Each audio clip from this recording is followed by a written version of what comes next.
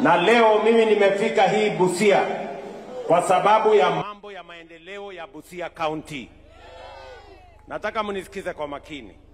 Unajua hii Busia iliwachwa nyuma siku nyingi kwa sababu ya siasa ya chuki na ubaguzi na ukabila.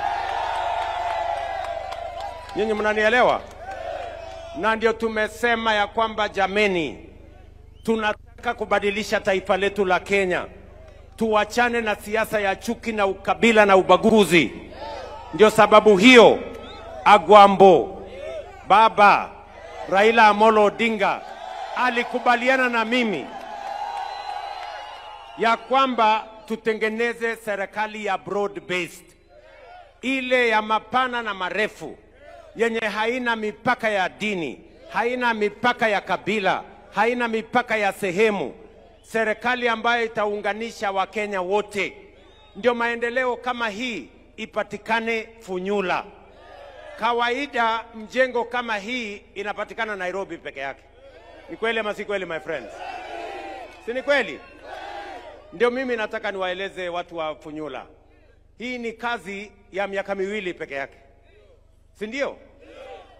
Hii ni miaka miwili peke yake. Mimi nataka niwaulize, kama safari ni hii, miaka 10 dunia hii itakuwa namna gani? Si itakuwa imebadilika? Funyula hoye! Funyula hoye!